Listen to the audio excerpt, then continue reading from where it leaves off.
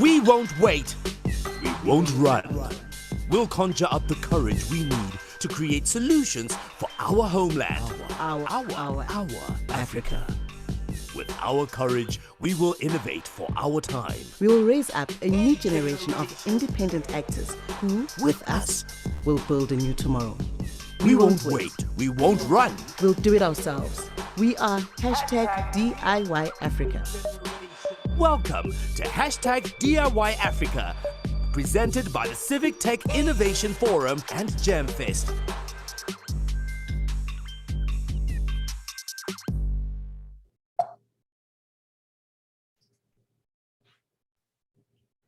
Thank you.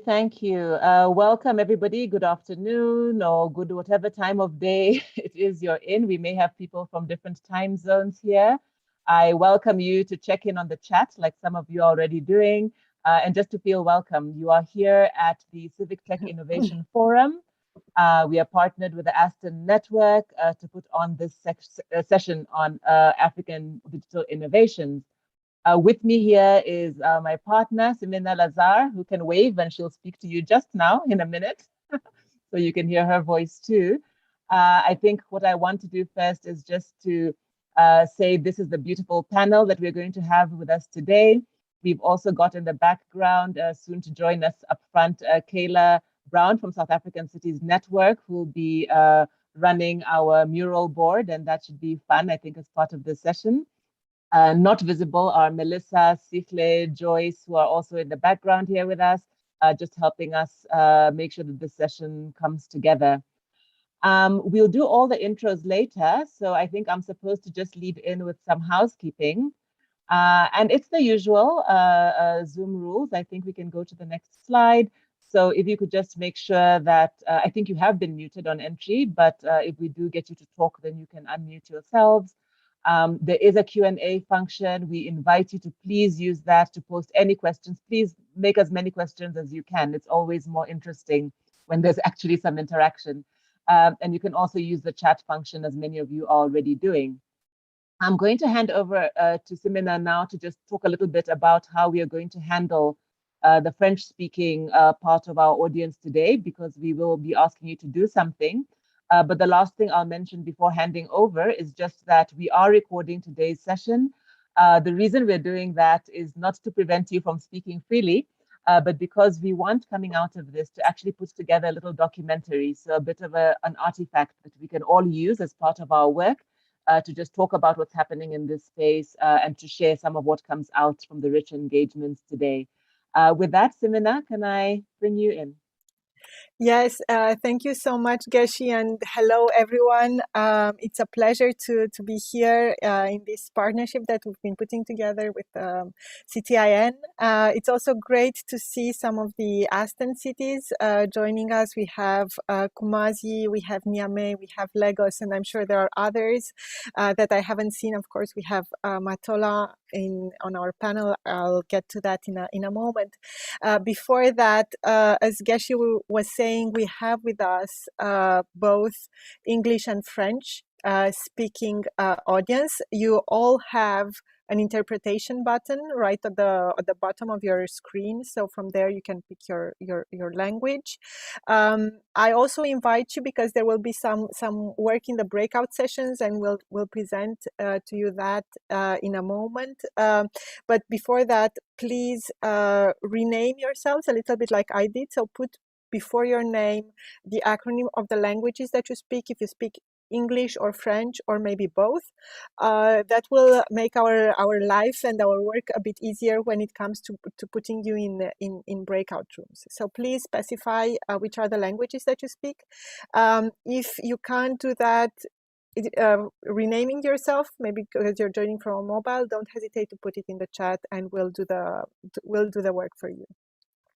Now, another bit that was on my task for this session was to present to you also the work, the documentary that we are preparing, that Geshe mentioned. So we want to have a repository that tells the story of what we are doing here, and we already started preparing it a little bit. So what I will do now is share a part of it, so that you see to what you will be all of you contributing, and what's the kind of end result we would like to have at the end. So.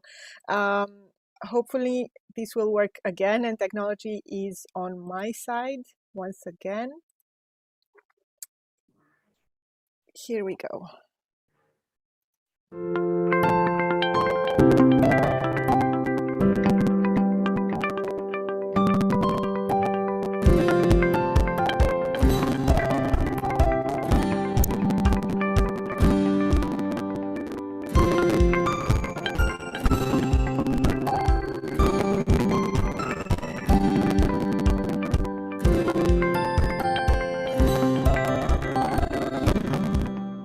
We have huge real-life challenges in Africa, and even pre-COVID, the levels of poverty, inequalities we've been dealing with, I think, have simply been unsustainable, and that's compounded obviously with the challenges then of climate change, biodiversity issues, now health pandemics.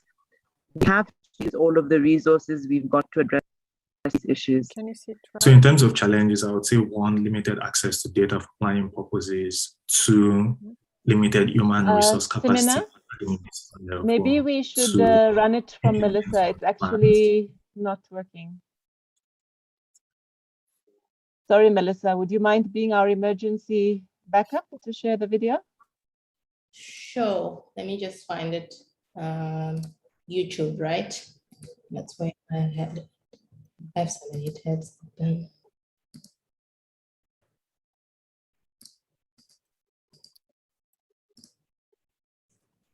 Okay. Let me try now.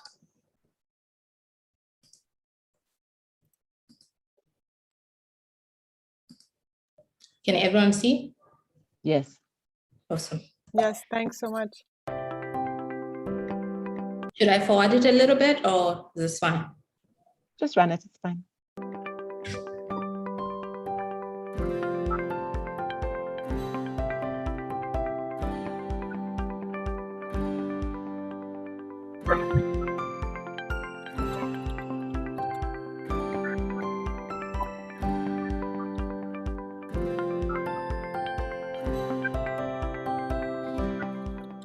We have huge real-life challenges in Africa, and even pre-COVID, the levels of poverty, inequalities we've been dealing with, I think, have simply been unsustainable. And that's compounded obviously with the challenges then of climate change, biodiversity issues, now health pandemics. We have to use all of the resources we've got to address these issues. So in terms of challenges, I would say one, limited access to data for planning purposes. Two, limited human resource capacity at the municipal level to implement some of the plans. Three will be limited funding for infrastructure projects. And then four is the top-down nature of government sometimes.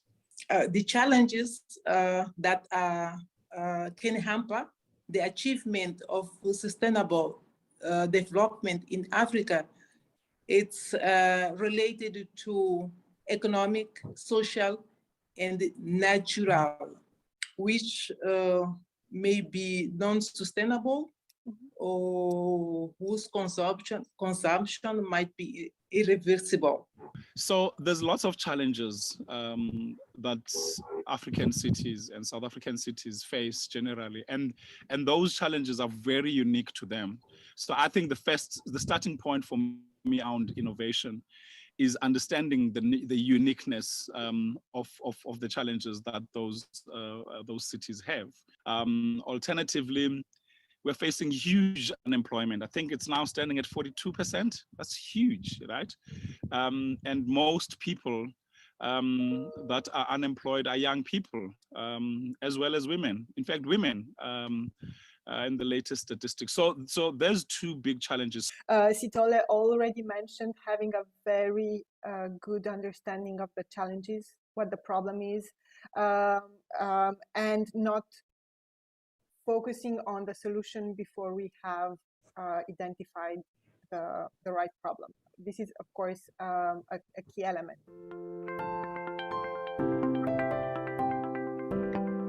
Okay, we can stop. Thank you, Melissa.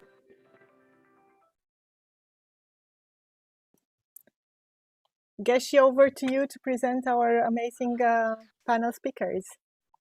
Yes, thank you very much, Simina. And so hopefully the video is a bit of a taster of where we want to go. But imagine that now with all of the footage about your cities and projects, and imagine your faces and your story being part of that. So we really hope that we will be able to build on this with all of the engagements from this session. So I think my job next is to invite or introduce our speakers. We're really excited about the panel that we have here today with us. We have Ana Maria Alves, who is a city councilwoman from Matola municipality in Mozambique. Welcome, Ana Maria. We also have Monique Griffith, who is pretty much a neighbor here. She's the Deputy Unit Head of the Smart City Office at the City of Johannesburg, where I live. Welcome, Monique. We've got George Kibala Bauer, who is a Senior Advocacy and Insights Manager at GSMA Mobile for Development Utilities Program. We are glad you're with us, George. You can tell us how to get funded. No, I'm joking. And then Emmanuel Adegboye, who's joining us from the UK, but is African with us. And he is a social entrepreneur with Utopia, but also currently doing some research at Chatham House. So that explains why he's there. So we're really excited to have all of you here with us. And what we've tried to do is to curate a space where we can hear some different angles on this story about what's been happening in terms of urban innovation in our cities and how we can move forward in terms of identifying where we might have particular challenges, opportunities, but also then who must do what if we're going to really optimize on that. And that's the conversation we want to have. So I'm just going to hand back to my colleague Simina here, and we'll jump into a bit of a conversation. So welcome, panelists. I'll ask you each to turn on your cameras if you can. We'll start this very rich and dense conversation with a first exchange that we would like to have with Ana Maria and Monique. So the first question would go to you, Ana Maria. I hope you can hear us now. There were some connection problems earlier. So Ana Maria joins us from Matola, one of the cities from our network, Aston. Ana Maria, can you present yourself and the work that Matola municipality has been doing with Aston? Hi everyone, my name is Ana Maria. Obviously, I'm a Portuguese speaker. I think all the panel English and French speaker, but in this time I will speak in English. My original language is Portuguese. I will try my best so to make you understand what I'm talking. Well, my name is Ana Maria. I'm the Council for Finance in the municipality of Matola. As a council, I'm coordinating the departments of planning, budget, management, and taxation. I'm also responsible for coordination of the digital transition project, the Aston project. With the Aston project, well, we in 2019, the municipality of Matola is invited to how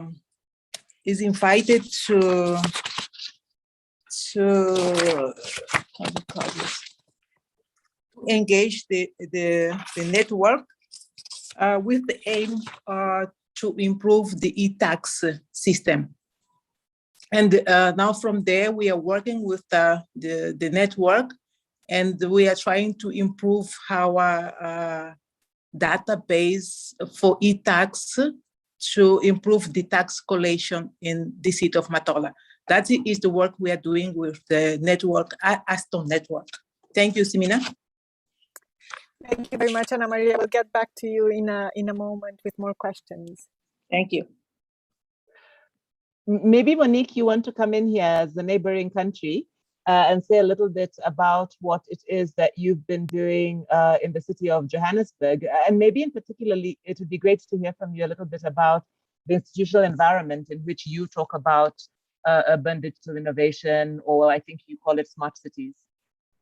Yes, thank you very much. Thank you everyone for inviting us as the City of Johannesburg to the panel to discuss some of the things that we're doing, some of our key challenges, and our aspirations as a city. I think from our perspective as the City of Johannesburg, because we are very much legislatively guided, first and foremost, we had to have your whole policy environment that is helping to instruct the cities in the various departments what we want to do and what do we mean by being smart. So, first is getting a common definition of what is a smart city and the transition towards a smart city. In Western countries that might look like just technology and, making sure that you have e-services at your fingertip.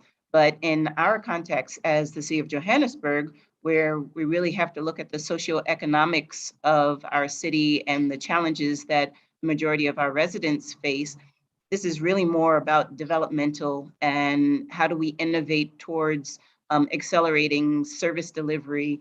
How do we increase accessibility of the majority of our residents? How do we make sure that that the infrastructure is there? Our cities differ in that we might not have the widespread broadband accessibility. So how do we make sure that we are making that accessible as well as the cost of data and bandwidth? So we have all of these socioeconomic hindrances to evolving into a smart city and making sure that that is a democratic process where everyone has access. So first and foremost, we're talking about technology as it impacts people. And then how do we leverage that to accelerate it and make it more efficient and more expansive so that we are changing the quality of lives of our residents? Because at the end of the day, if this does not transform people's lives, give them access to jobs, give them access to a better standard of living, then our efforts really are in vain. That's so great, Monique. In fact, what you're saying resonates so well with a lot of the messages from the opening panel this morning, because a lot of them were talking about this human-centeredness, this understanding that really it's about the people. So thank you for sort of emphasizing that point. Yeah. Simina. And also what you've been saying, Monique, the issue of democracy, of accessibility. These are points that are also common for the city of Matola. And as Ana Maria was saying, she's specifically working with us on the topic linked with the digitalization of financial services. But there are so many other challenges that they have. So. Ana Maria, over to you again. From your experience as a councilwoman, which are the leverages, which are the tools that the city of Matola has been using and is using to become a digital innovation champion? Hi, Simina. Let me start with some challenges that we had got during the implementation process of some systems that we are putting on place. Well, we all know that the information and communication technologies are being increasingly important in achieving development goals and promoting citizen participation. With the scope of municipality governance, we have foreseen in our activity plans actions aimed at promoting citizen participation using ICTs. In addition, in partnership with the private sector, we created solutions that facilitate interaction with the citizen as well as the process of paying taxes. These solutions, some of them did not have the desired success because the way we were designed did not follow some procedures. Those procedures, I'm talking about marketing. Naturally, we have to conduct prior studies for any systems that is innovative to the city. We have to conduct prior studies and involve the end users in the conception of the management instruments. In our cities, we also have, like I think in all other cities as well, high level of digital literacy. It's a lack of, actually. Those things, when we prepare a system, when we want to implement a system, we have to take into account the lack of digital literacy. We also have things like habits and customs that people have, which we have to accommodate them in the new system that we have to build in the cities. We had also challenges concerning with the high cost of a low quality of internet. So those things are the challenge that we have to deal with in introducing new systems or new technologies in the system. So having joined the Aston network, the approach of digital innovation has completely changed, okay? It has completely changed because the mechanisms or the methods or the approach that we are using now is completely different. So the leverage for digital innovation in order to the city to become digital champion, well, we have to consider such things like the citizen engagement and the collaborative partnership to boost civic engagement. This because citizens have to participate, have to give us feedback, they have to co-create and co-product the models, and they have to do the engagement of the platforms. Okay, and the other thing that is very important is the need of the integrated, holistic approach to address urban challenges through digital innovations in the city's governance, planning, and infrastructure investments. Another thing that we have to take into account is we have to pay attention to the design of the applications. The application, they need to be easy to use for someone with low digital literacy skills, accessible in local languages, and created in contact with the end users. So those challenges that we have to deal with when we think to a smart city or to innovate or to digitalize our systems or put on track some systems. Thank you, Simina. Thank you very much, Ana Maria. And what you are saying echoes a lot back to the main topic of the forum, right? Do it yourself Africa, when you're talking about citizen engagement or co-design. And I'm sure these are also some of the topics that will echo a lot for Monique. Yeah, Monique, do you want to come in there maybe and tell us, I mean, I guess when many people think of Joburg, we assume, particularly compared to smaller or rural municipalities, we assume sort of, bigger government, bigger private sector and all of that. But even in a place like Johannesburg, these ideas of co-producing and citizen engagement, how innovators can actually get involved in city building and city development, what do you think could be done or that the city is doing to try and open up that space? Yes, thanks. I think, true to what you say, that Johannesburg is not just a big city, but it's also a city of two very different worlds. And so you have one world that is ready, is ready for technology and plug and play, and they're clamoring for it and complaining that, the government hasn't moved there swiftly enough. But then, the majority of our population, we have to figure out how do you translate all of these potential evolutions and transitions into something that is easily accessible. And similar to what Anna is saying, we have a very, and in that context, we are very much a typical African city.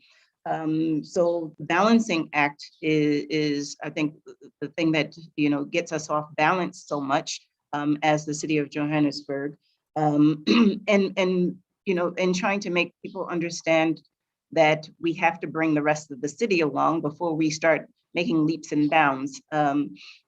Also trying to make people understand that technology is not a threat, but it is actually something that can accelerate the success of the city, and that we are actually evolving them into better jobs as it relates to the future, rather than only concentrating on things of the past. But nonetheless, you still have to make sure that you are developing people in that sense.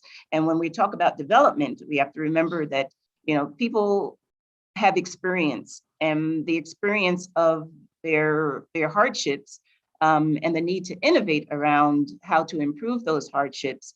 That's key to how we define moving forward and becoming an innovative city.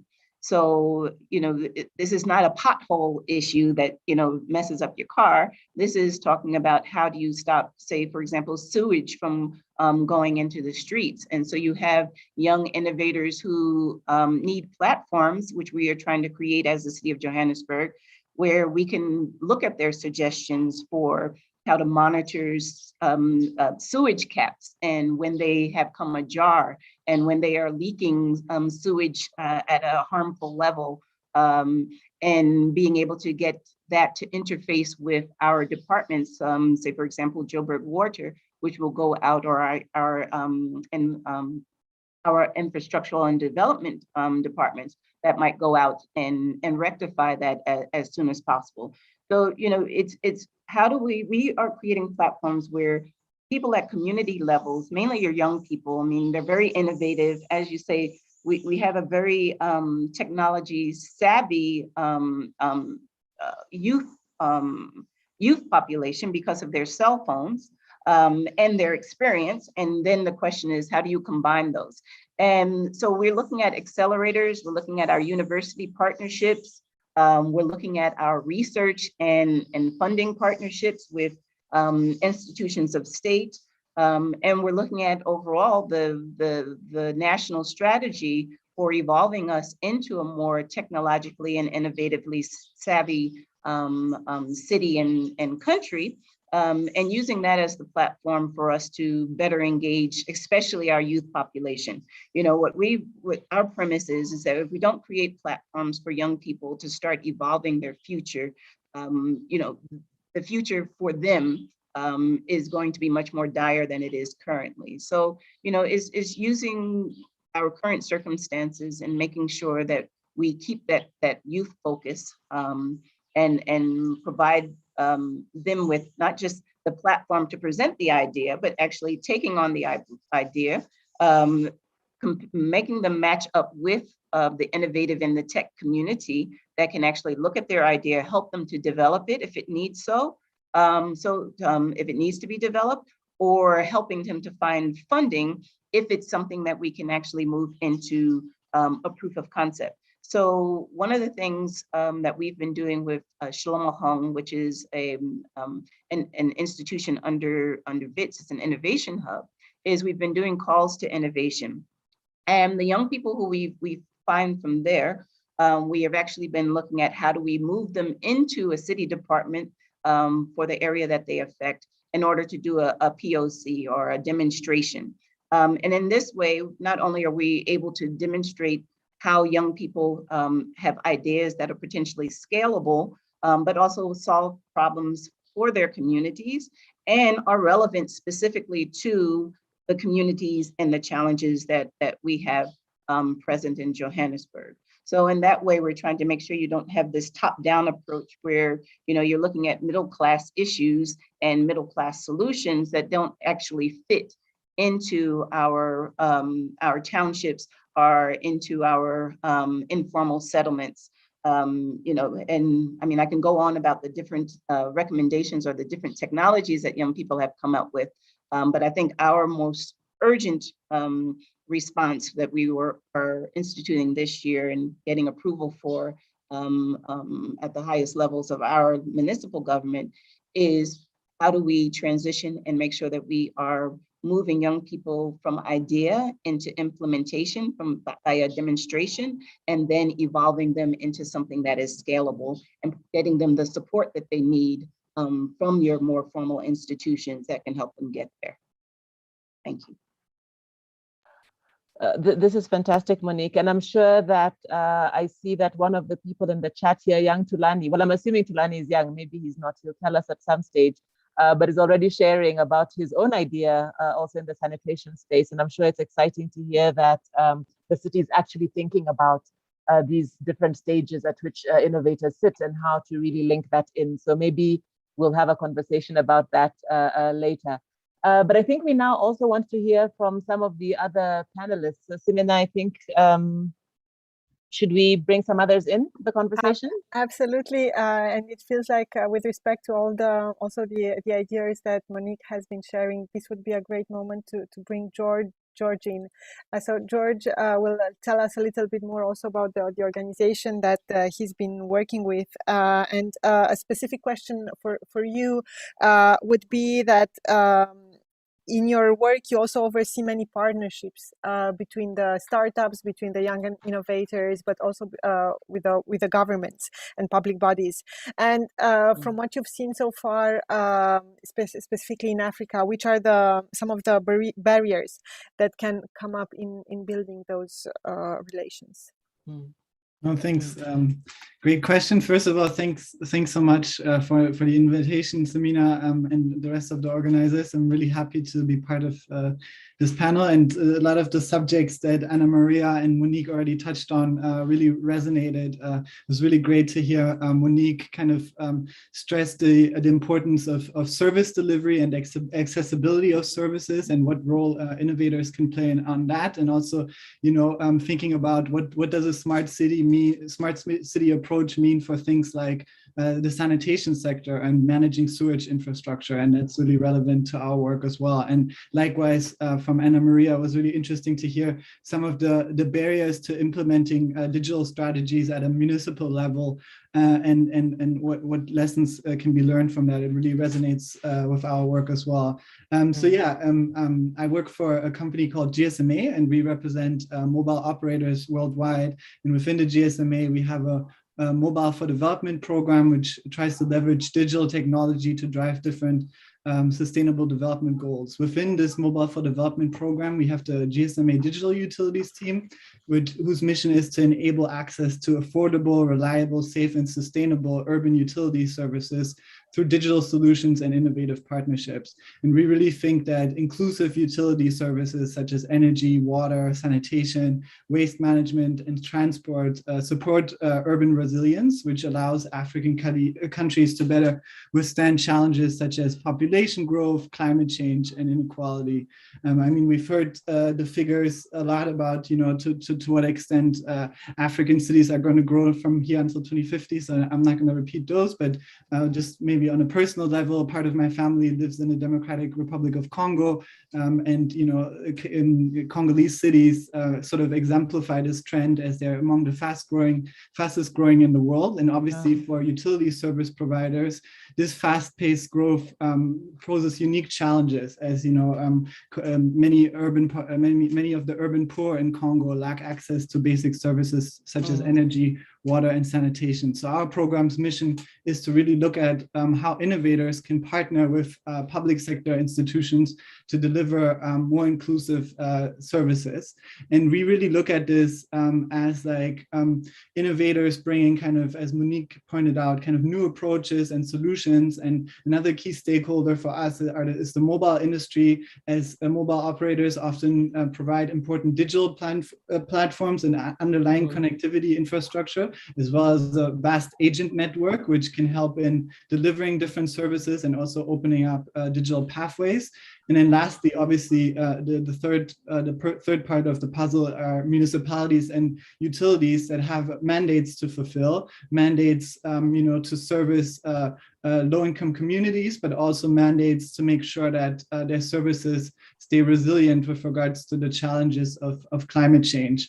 In terms of how we work, we as a program, to achieve our objectives, we de-risk and catalyze innovative urban utility services through our Digital for Urban Services Innovation Fund. You can look up more information on that online. We also conduct a lot of research and insights.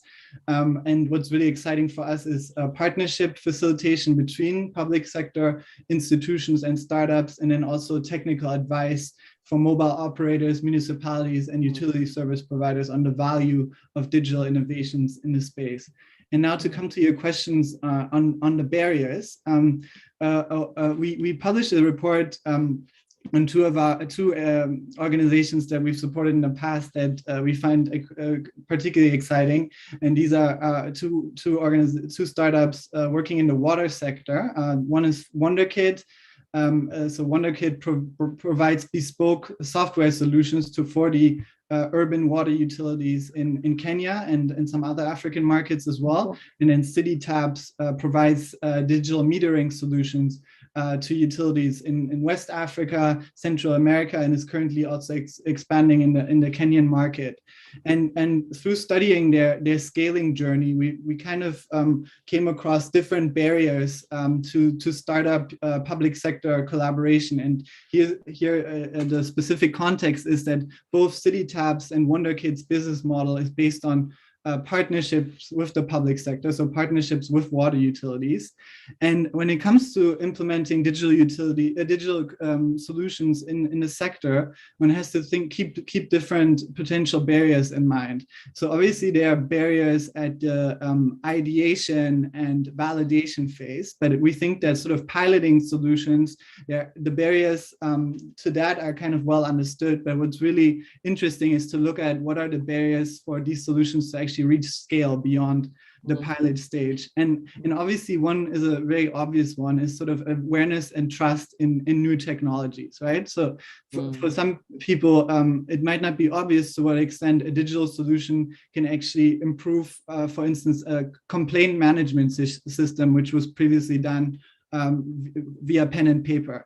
So actually illustrating how digital solutions can improve utility complaint management is really key. So for instance, WonderKid worked with a water utility in Kenya and Kisumu and significantly reduced the time it took the utility to resolve complaints. And obviously that then increases customer trust and helps the utility in a variety of ways. But it's very difficult to articulate the value of this when first presenting this to a utility. And another one is change management. Oftentimes when public sector institutions engage in conversations about implementing digital solutions, the staff gets worried that this might be associated with staff cuts, because oftentimes digital innovations entail, cutting operational expenses. So here, WonderKid, the startup that I mentioned, actually engaged in in-depth training sessions with the utility staff to illustrate how their solution would actually build on their skills and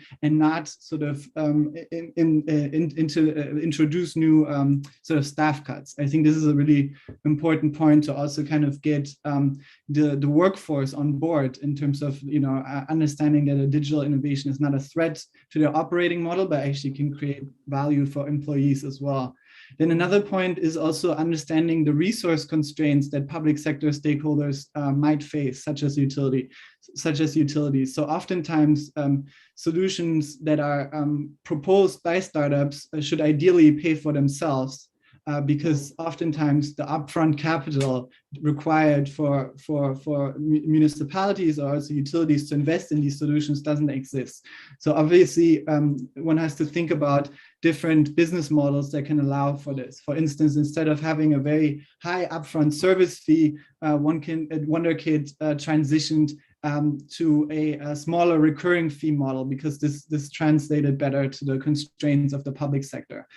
And on the other hand, CityTabs engaged in a leasing model to scale its pay-as-you-go smart meters, because that allowed cost recovery, fast cost recovery from the utility for the working capital required for the smart meters. So these are just some barriers one can confront. Others are related to also capital, scaling capital for some of these innovations is really tricky to come by, and oftentimes development finance institutions find it quite difficult to finance these partnership models between startups and utility service providers, or also startups and municipalities. Just really quickly, another report that we shared recently is on the usage of innovative data sources for urban planning. So the role of mobile big data, but also other innovative data sources such as remote sensing data, geospatial data, or digital services data can play in urban planning.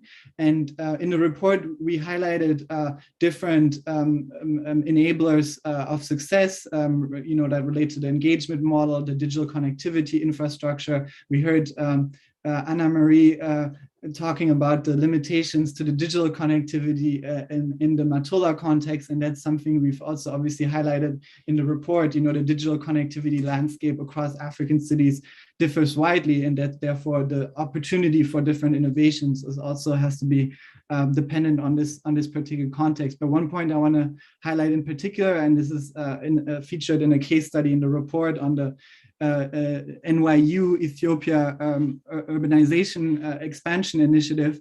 It's on kind of understanding what the demand from the public sector is and tailoring digital solutions that really respond to this. So under this initiative, researchers and cities in Ethiopia collaborated to understand how Ethiopian cities would expand over the coming 25 years. And it's only, and the scope of the collaboration is only this narrow point. Oftentimes, innovative data projects that leverage innovative data sources try to answer too many questions at once, and therefore are not responsive to the actual needs and capabilities of the public sector. So this is I think a key point that translates well across the different partnership areas. Public sector and startups often speak different languages, and it's important for each to kind of understand each other better, and that will also lead to better collaboration. I could continue on further, but I also want to give the other panelists the chance to come in.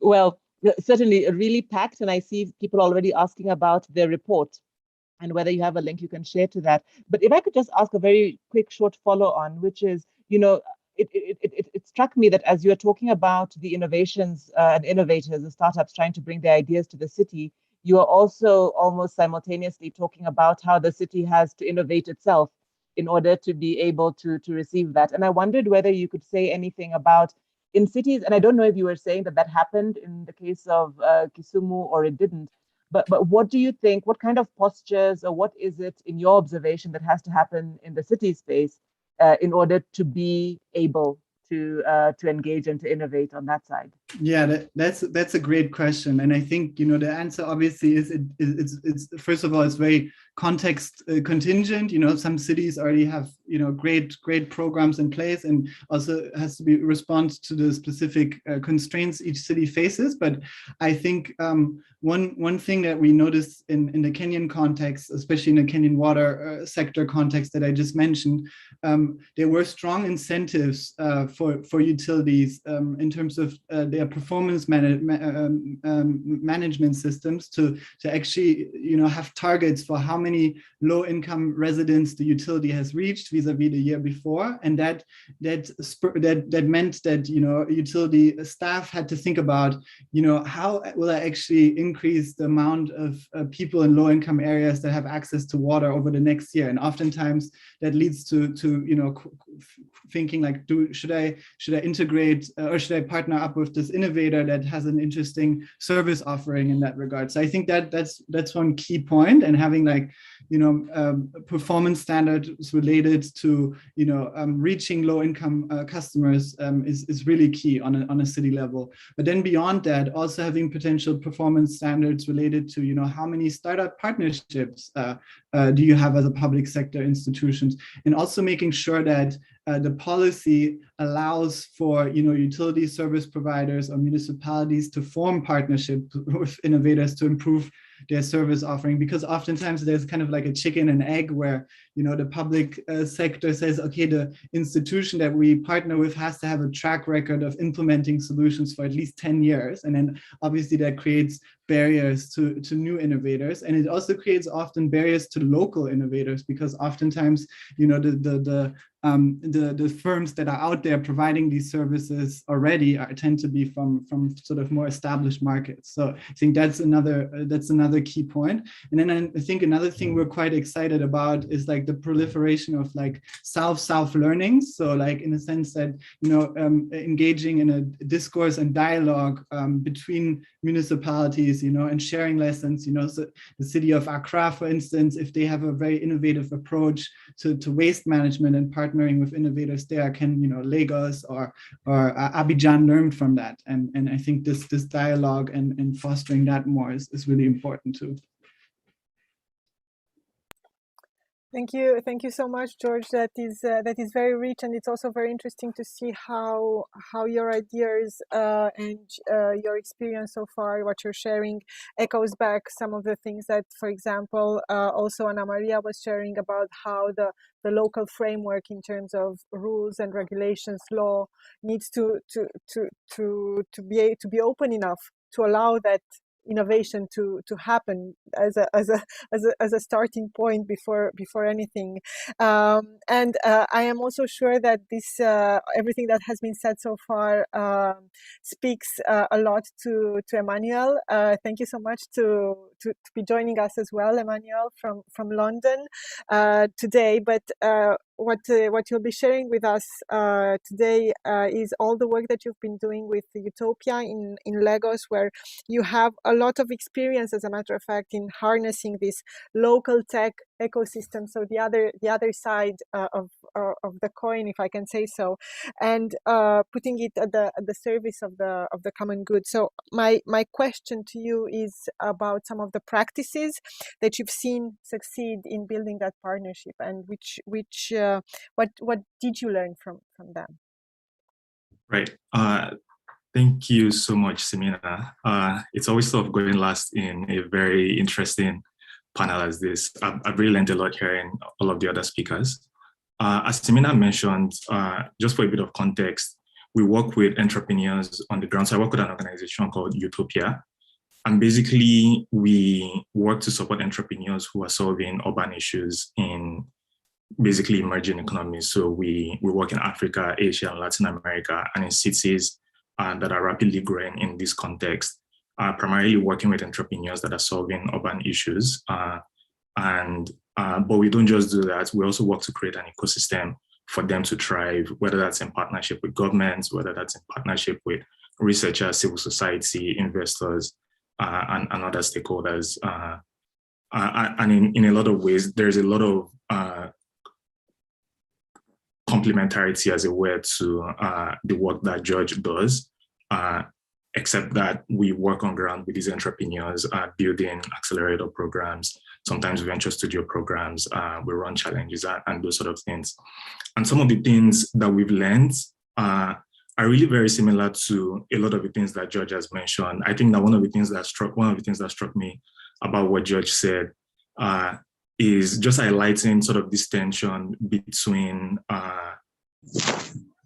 simply put, who's responsible for providing sort of these key services, right? And this tension between entrepreneurs and governments.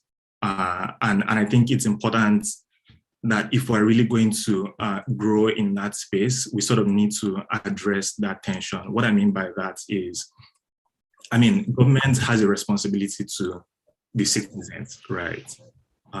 Entrepreneurs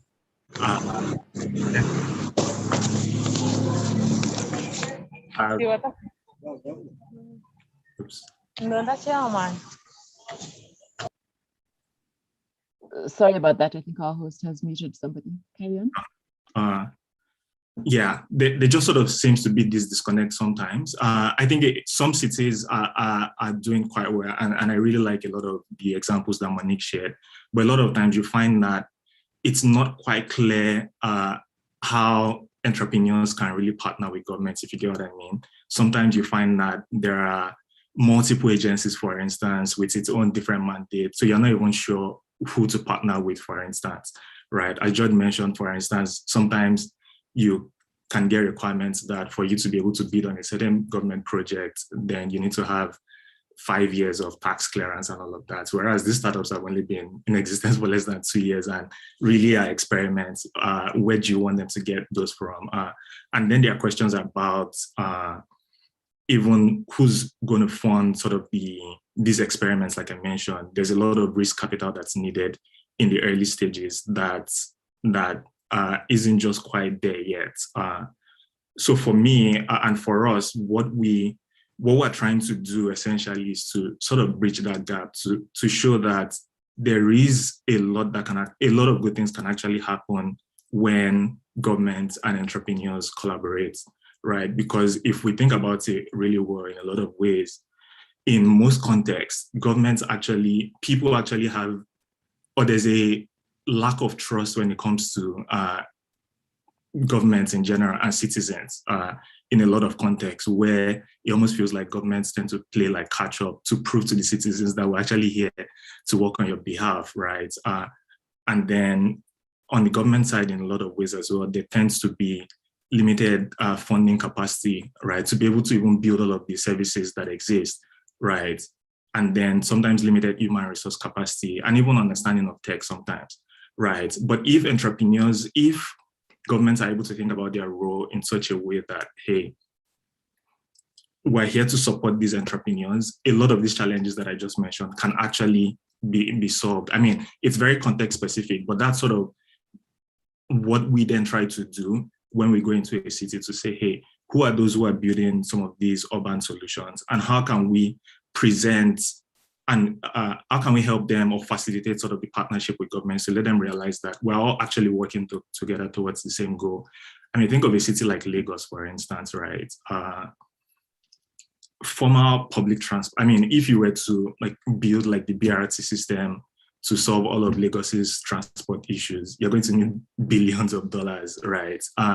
And quite frankly, the government doesn't have that. But in what ways can urban entrepreneurs solve some of the urban challenges that Lagos has today in a way that, in a sense, fits into the government's roadmap, as it were? Because there is that funding capacity that the government lacks. There is the innovativeness and sort of the on-ground understanding of some of the informal networks and all of that. If entrepreneurs can build on top of that, for instance, then, I mean, especially in a way that aligns with the government's roadmap, then I think it is a win-win for everyone. But of course, yeah, I hope I actually answered the question. But yeah, those are some of my immediate thoughts. Yes, you did, and it's always such a great pleasure to listen to you, Emmanuel, because you have you bring a lot of insight to the topic, and yeah, you talked a lot on the challenges that are faced on the ground, and it is true that in Aston we are working with 11 cities from 11 different African countries spread all over the continent, and what we are seeing every day is that the challenges are pretty much the same. The context is different, but the challenges are very much the same. You already answered a little bit to my my next question, but I still want to ask you, because I'm sure you're going to add even more insight to it, which is which are from your perspective the preconditions for the startups and the government to better work together. I mean, you already mentioned a little bit this idea of the government acting as a platform, as a broker for the ecosystem, but I was wondering what else have you experienced from in your work? Right. Yeah. Honestly, I might be a bit biased here, but I would say that if we can get all of our municipalities and governments to think about their primary role as creating an enabling environment for entrepreneurship to thrive, I think that they would have been successful, right? Because a lot of the service, I mean, yes, that tension exists, and I do think that governments need to be responsible for providing certain services, and we can go into that, but a lot of those are really core infrastructure issues. But at the end of the day, if you think about, so if they understand that and say, hey, you know what, we want to create room for entrepreneurs to succeed, innovators to succeed, not just at the early stage, but like as George was mentioning earlier, also get these innovators to build scalable solutions. It would address half, if not majority of all of the issues that we experience within cities, because research has shown that even some of the largest or fastest growing companies tend to create the best jobs, as it were. So in a sense, we're taking that old job creation issue as well. So for me, that's sort of the first point. But I guess to be more specific in terms of what are the things that need to be done, I think that we need more platforms for governments and entrepreneurs to engage. So whether that's forums, and I know we're working with some with GSMA on stuff like that as well, to say, hey, what are some of these barriers, and how can we all actually get in the same room to talk about some of those things? I think that would be great. I think legislations as well that sort of institutionalize incentives, as it were, for startups and investors, or otherwise remove barriers for these sort of innovators to thrive. And I can give very specific examples of what some of those look like. So issues around even just like bidding for government contracts, for instance. Can you remove those requirements for startups that meet certain criteria, if you get what I mean? Can you create one-stop shops, for instance, to make it easy to engage with all kinds of different government agencies? So rather than knocking on 20 different doors, can you create a platform where I just need to engage with one agency and then they help me navigate all of the, because government, I mean, honestly, sometimes I find governments to be a black box sometimes, right? And you might know one agency or you might know one person in one agency, but they have a very specific mandate, right? And if you're solving a very different problem, then you have to go figure out who's the right person in this sort of agency. But can you create a sort of one-stop shop platform, for instance, where like it makes it easy to understand who, like what are the mandates, who do you need to reach, and you don't have to keep knocking on multiple doors. I think that one last thing that I would want to mention very briefly is just this idea of investments as well. I think that there is the need for, I guess, risk capital, and I think that governments can also play a role in that because, I mean, at the very early stages, a lot of the startups are really experimental and they do need risk capital, right? But not just risk capital for these startups or innovators as well, but also investments in research capacity. Right. One thing that isn't talked about enough is sort of these university linkages and the role they play in the whole innovation ecosystem. I think it's sometimes a missed opportunity. And I think that a lot more investments need to go into funding research that can then lead to real world solutions and creating those sort of linkages in a way that startups can partner with research institutions in a way that also solves some of our challenges. I'll pause here. I hope that's helpful. No, I think it's super interesting. I was just thinking, Emmanuel, as you were speaking, one of the challenges that was given to us as we framed the topic of this conference as DIY Africa was how do you avoid abdicating the responsibility of government to actually do certain things? And I think you're emphasizing that in a really succinct way. Monique was talking earlier about the balancing act on the demand side, between the haves and the have-nots. I think you're pointing out another balancing act, which is between the drive that we have people who can innovate and come up with many, many solutions, but how do we maintain some sort of a balance where that doesn't mean we are saying let's do it and government doesn't actually play their part in supporting that. So I think that's really rich, and I think you're giving some good examples which resonate, and I hope we'll come back later, Monique, to maybe hearing from you about, because it sounds as though, at least in the case of Johannesburg, some of these ideas are there, the university linkages, the sort of the life cycle interventions, the policy side. But I'm sure even there, if we were to ask innovators, there's some struggles. So it would be interesting, I think, to hear how that's idea. So I was just picking up on that. I think this balancing act about the roles of each party that you're raising, Emmanuel. Thank you. So Would you like Simina, me I to- think, yes, please come in, Monique. How's that actually going? Yeah, please, Yeah, actually, that would be great. I think Emmanuel and George, I think touched on several very critical issues and challenges, because remember that we are dealing with a policy environment that is antiquated to the time and space that we're in. It's antiquated in the sense as well that it was, especially in Johannesburg, the municipality was serving a particular population. It wasn't serving the lower or the poor population. So a lot of our policies actually need to be upgraded in order to allow for this whole idea of startup. And how do you also look at creating those platforms, as because the municipality doesn't see itself as necessarily the funder of startups, because we're not banks and we're not all of those other things, and we can't necessarily put budgets at risk in the sense of supporting one particular company. But what we can do is create that environment where, paired up with our university partners and with accelerators and with other institutions of that sort, that where we help to find what the challenges are and the innovators help us to find the solutions. And then you have the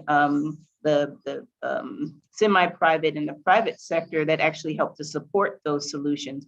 So right now, that's where we are. We are trying to fail forward. All of this is in the process of evolution. And if I'm not willing to fail, then I'm not willing to innovate and willing to evolve and transition ourselves. So, right now what we're trying to do is put an innovation policy together that is speaking to how do we look at accepting these proposals at large, when, as the MFMA is, that's the Municipal Finance Act, as it is interpreted, I'm not even allowed to take an unsolicited bid and bring that into the city, right?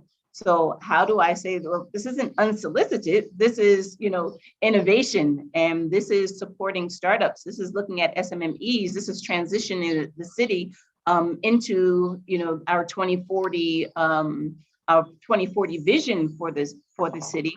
And it's about bringing in and making our governance, our government, our city more inclusive, because right now it's not inclusive. So, these are the arguments that we have to put forward to our political bodies and to, our legislative bodies about transforming our current policy institutions.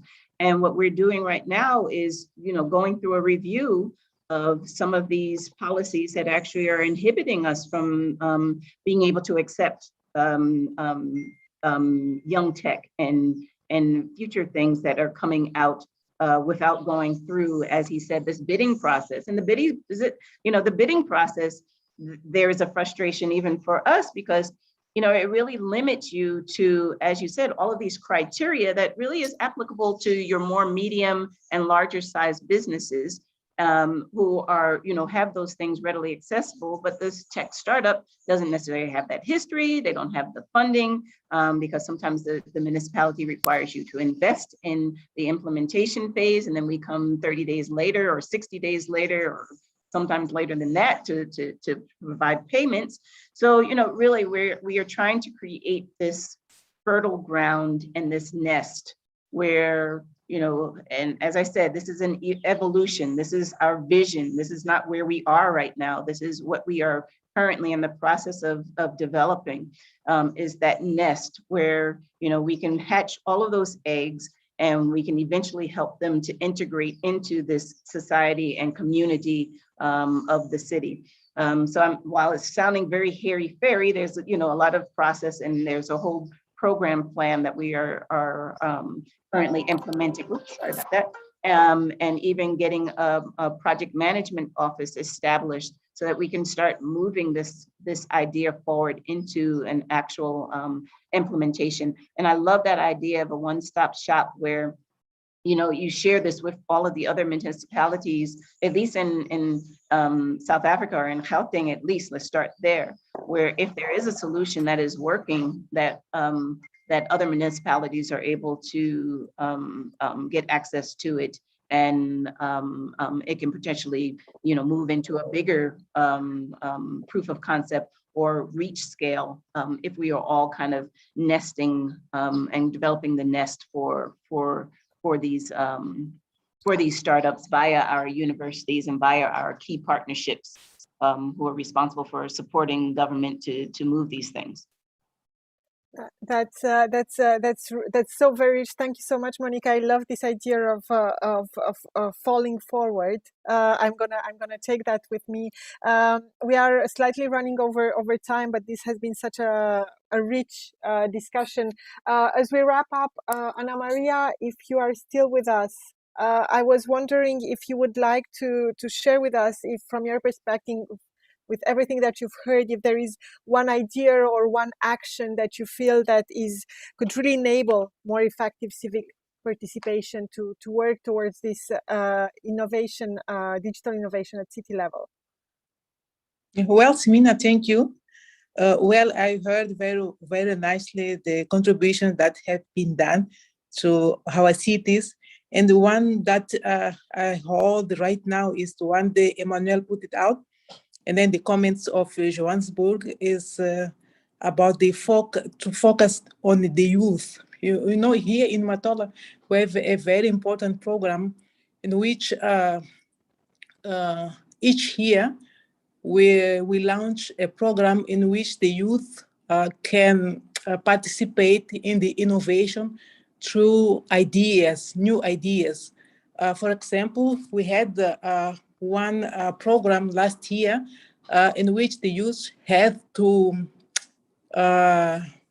find a different solution for waste management, because the waste management is is a challenge in our municipality.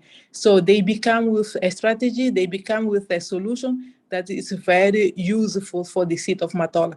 So taking into account these solutions to integrate the youth and the implementation programs or solution, I think it's very, very important to give them some space to create innovations, and also to do some work for the city. And also through the Aston program, we have our local meetings with the universities, with all the civic society, which are part of the creation of the solutions of the Matola city. I think also to establish the platform with the civic society, with the university, with the youth, I think it's very important for the success of such systems that we want to implement in our cities. Thank you. No, thank you. You know, there's been such a rich sharing between the practice of the cities and what some of our other panelists here are sharing, that I think what we must do, and I know that there's some interesting chats and comments that have also been shared, many of them, by the way, talking about how do we actually enable these startups to move into implementation and scaling, which we're all saying we want and need, these young people we're talking about. But we were thinking that what we might now do is go into a slightly different mode of engagement. Our panelists are still with us, but we'd actually like all of you in the audience to come in on this. And so I'd just like to invite my colleague Kayla to come and just say a little bit to us about how we are going to work in this next mode, where we just bring everybody's voices in as we continue having these conversations about the practice examples that we've got, but also these ideas for how to shift things forward. Kayla, welcome. Thanks, Geshi, and thank you to all the panelists. I think it's been incredibly thought-provoking and quite exciting to hear how much is being done. And I think Geshi and Simina, you've done a great job in bringing in a range of voices from different sectors and contexts. But we also know, for those of us in the audience, there are also many people here with their own experience in urban digital innovations. And I see many practitioners here working in that tech space. So what we really want to do now is to continue the conversation into the second half of this session, but where we have a more inclusive and participatory conversation about, all of our many different experiences and ideas for urban digital innovations. And because the turnout for this event has been quite good, we're going to do this in breakout rooms. So we'll invite the audience members into a breakout room to share with their group.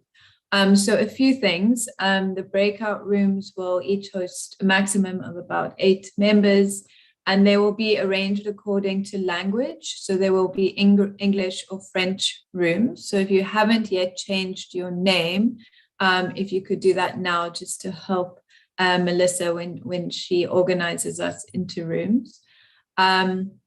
We'll be in breakout rooms for about 15 minutes, although we are running slightly over time, so that might be cut short, but we will send a countdown when to start wrapping up the conversations. The discussions in the breakout room will be unfacilitated, so there won't be a moderator in your room. But if you could please, when you get into your breakout room, just agree on a note taker who can capture the discussion. And then if that discussion can be recorded into your room chat box, that will really help later on. So there are 2 guiding questions that we invite you to converse around. And Simona will put them into the chat now. They will be put there in English and in French. So the first is, what are promising digital practices or directions in creating more sustainable and inclusive urban futures in Africa? And these you can draw from your own experiences or something that you've learned about that interested you. And these examples can be high tech, they can be low tech. There's really no preference for us. And then the second question is, what are lessons or ideas you have for leveraging digital innovation for better futures of African cities? And here we ask you to consider a number of different themes that might be useful to group these ideas within. So consider themes such as leadership, administration, accountability, participation, efficiency, equity, and ecosystems. If these themes are not working for you, don't worry about it. You don't have to stick to those themes, but they might help to gather some of the ideas coming through. So before we get into breakout rooms, just remember to select a note taker, please, to try capture the different examples and ideas in the chat. And Melissa will shortly assign us into the groups. Geshe and Samina, is there anything else from your sides? No, I think that's fine. Maybe just to mention for your note takers, if you want, you could either, like me, do old-fashioned note-taking, but you can also use your chat in the groups. We won't be able to see them in the plenary, but you can always copy them over if necessary. So you can take notes in your Zoom chat if you want. Okay, great. Melissa, are you ready to put us into rooms? I know this can sometimes take a while. So I've put everyone in groups of about 6 to 7 people. There's only one French group because there's only a few French people. So yeah, I'm ready. I'm sure it'll take about 2 minutes, not more, to just get into your room. Just be a little patient. Okay, are we ready? We're ready. Bye. Thanks, Melissa. Enjoy.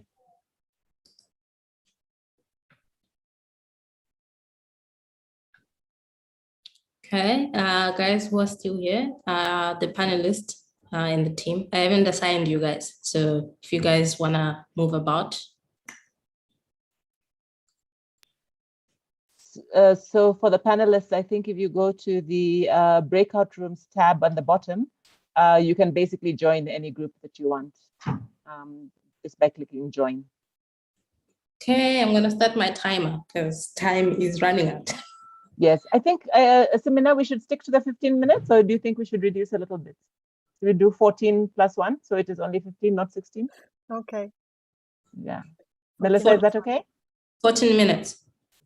Basically. Thank you. And you'll send us the reminders, yeah?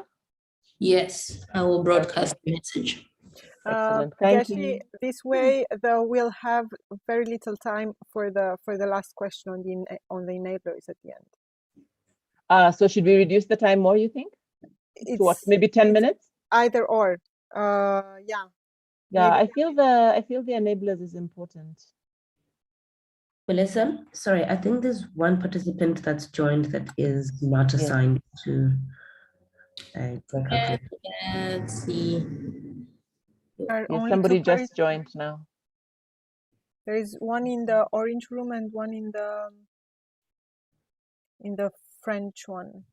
Oh, we've got a few people here, Melissa. Omar, James, Corentin, Desmond. I'm not sure why they haven't joined. They are assigned to groups. So maybe you can send them again. Can you put them in their rooms? Sometimes they have to accept first. So if they are not really following the session, it's just, we'll just say like that. yeah, I can't do anything. They have to accept. Okay. I have no rights anymore. I have no power.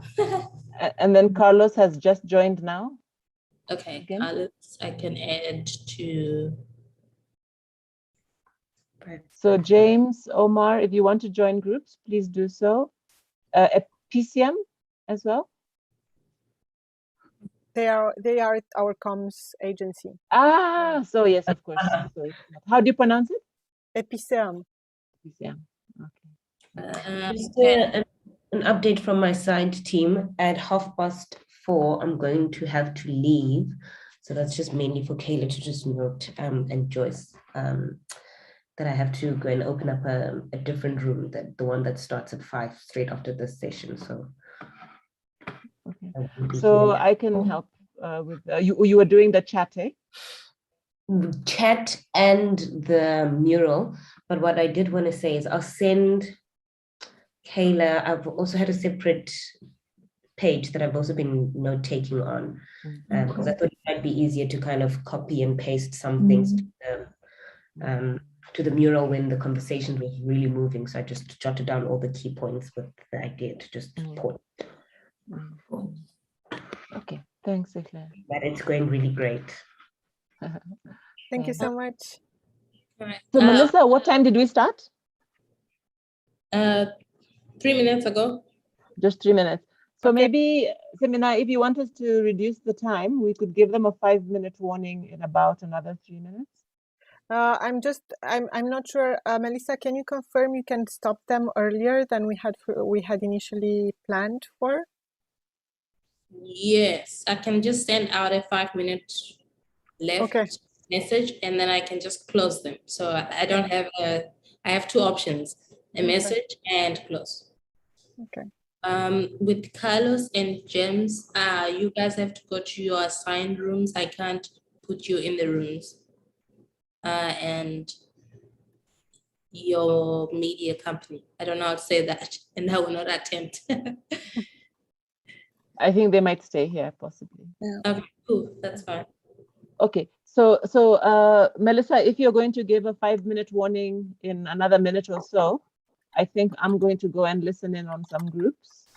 And then Semina, I think what we do then is that sharing back, if we really keep it to the 5 minutes, then we should at least have, 15 or so minutes for the mural. Yeah.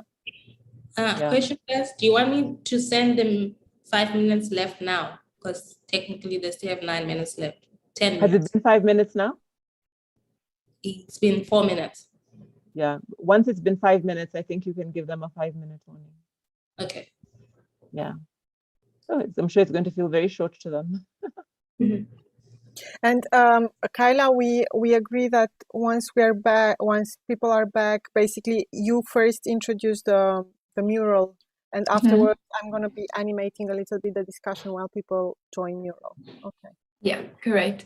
And then I guess Geshi will facilitate the third question. Yes. Okay. Yes. And for that, for all of this, you're going to be sharing screen, right, Kayla?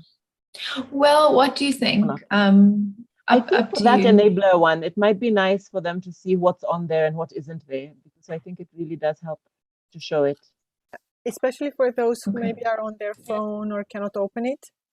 Yeah. Okay, so 5 minutes left. I've sent that message. Thank you. I see it. Great, thank you. I'm gonna jump into the French breakout room. Okay. I'll pop into one of the others. I'll see which one. See you in a bit. All right. See you in a bit.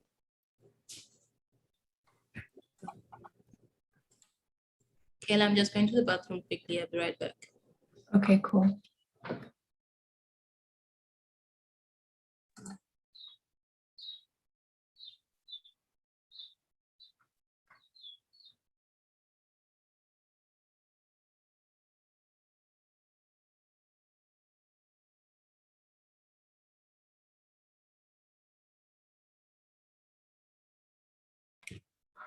I was speaking and muted. I wanted to check, Kayla, you're okay? You don't want to take a break quickly before I leave you? I can hold the fort down. No, I'm cool. I'm taking a break now. Okay. Which session do you have now? It is called our Daily Hangout, which is a virtual exhibition. So we've got all of these artists that we couldn't obviously have in person, but we want to have them kind of show their innovations. And so every day we feature about 5 or 6 different innovators and then they different projects. It's like, yeah, so it's a cool gallery hangout after each of the sessions every day. Cool. Yeah. It's a lot. Okay, cool. Good luck. Thanks for all your help. I see you just need to give me access to the Google Doc, but you don't have to do that now whenever you have time. I have everything in front of me. Okay. Can't miss a beat. There's too much happening all at the same time. Yeah, totally.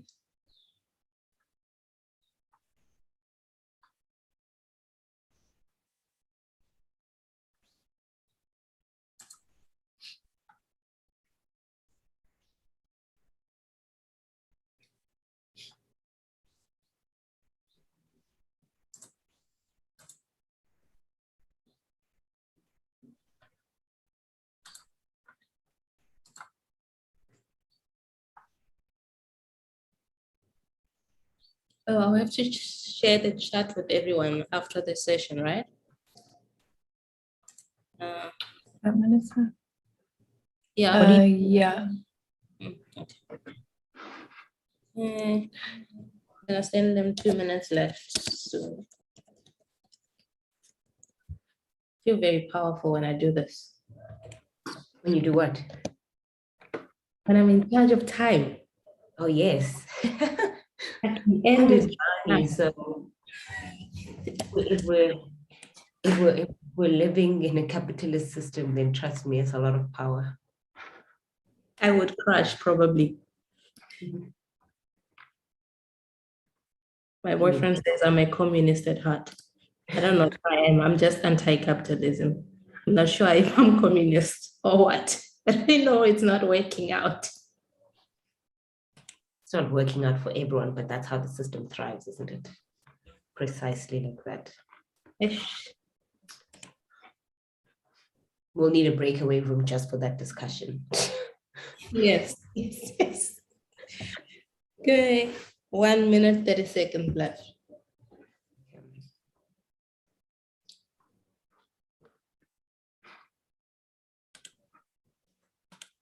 Kayla, you'll let me know if anything doesn't make sense, but I think I may have left some thoughts like half noted. So I didn't take anything that I saw was already kind of captured. Obviously, it's no need for duplication.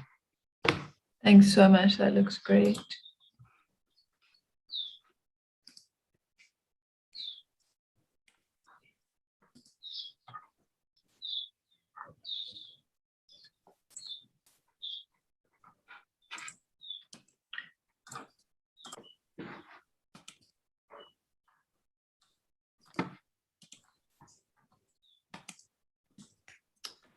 Are they going to be able to, is the idea that they, after breakout sessions, add directly to the mural as well? Yeah, we're going to try that. Very interesting. Yeah. It's going to be chaos. At least it's not too many people in the room. Yes. Or perhaps what they'll do is actually just assign whoever was the note taker to then capture all of Okay, I am closing all the rooms. Woo, power. that. I'm drunk on power, guys. Team, I'm gonna drop off the call, Melissa, and get ready for the next session, okay? Cool. Good luck for the next one. See you in a bit. I will be there as soon as I can. Okay, no problem. Kumo and I will hold it down.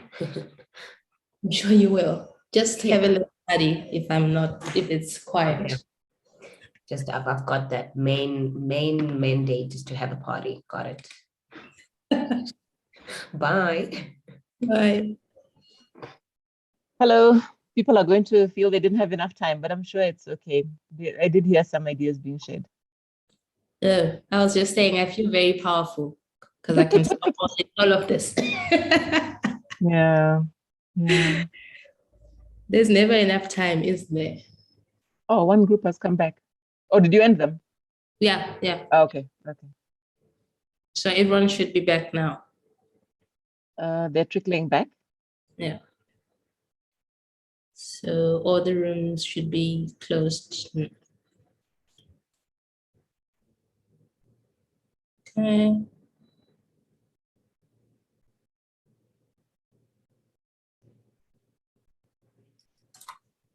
Hello, we're back. You're back. Everyone is Welcome. back. Welcome. I was saying to Kayla, I'm sure people are going to feel like that was too short and you needed more time. Shame. Sorry, Natty. I see on post that you were not done. I'm sure nobody was, but we've not stopped. So let Kayla take us to the next step. We're More carrying time. on. Okay, we must continue, but I promise it's not the end of the participatory section of the program, and there will be a lot more time to share, just not in breakout rooms, unfortunately. But I hope you did maybe manage to take down the numbers or contacts of some of the people in your group, and you can continue the conversation offline. So welcome back, and it sounds like there was good conversation and that the conversation was flowing easily, which is always great. And now we want to hear back from what was discussed in the rooms. And the way we're going to do this is twofold. So firstly, in a few moments, Simina will be inviting in some verbal sharing back from the groups, just sharing some high level kind of highlights from what was discussed. And then secondly, we are also going to try get us all onto a mural board because we really want to harvest as much content as possible. And we really don't have time to hear from everyone.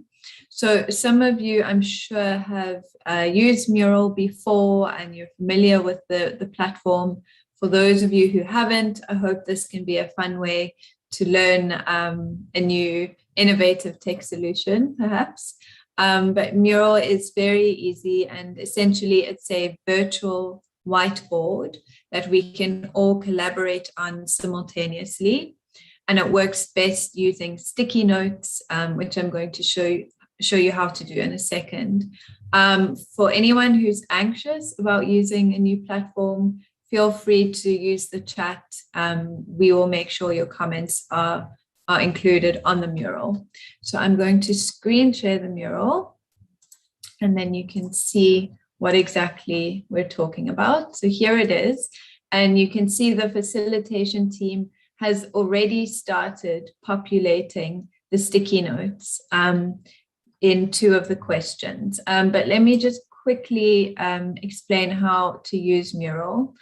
So navigation, zoom in and out, scrolling your mouse or your trackpad, click and drag to pan across the board.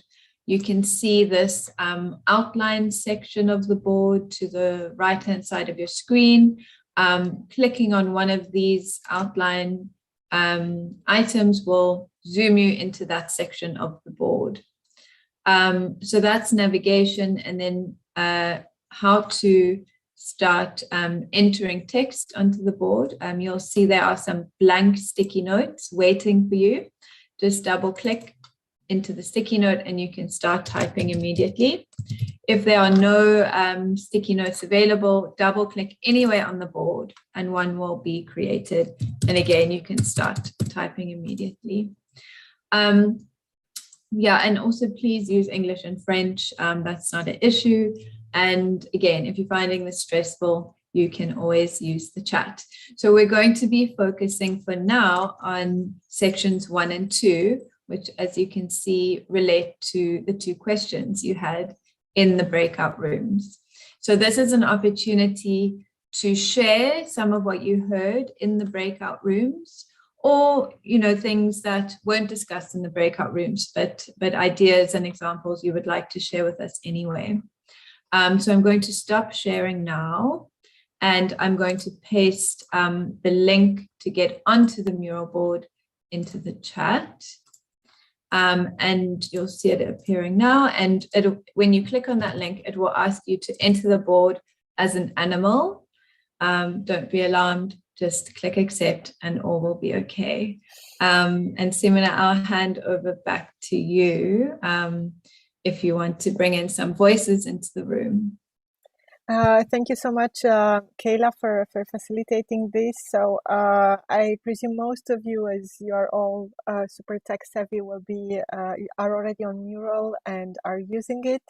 For those of you that prefer to stay here and to share your comments, your reactions from we know, very brief discussion you had in the breakout rooms, now it's the time. So I would be very, very curious to hear from you. How did it go? What's the one thing that you've heard from one of the other people you joined the room with that is new to you? So if you want to jump in, please raise your hand.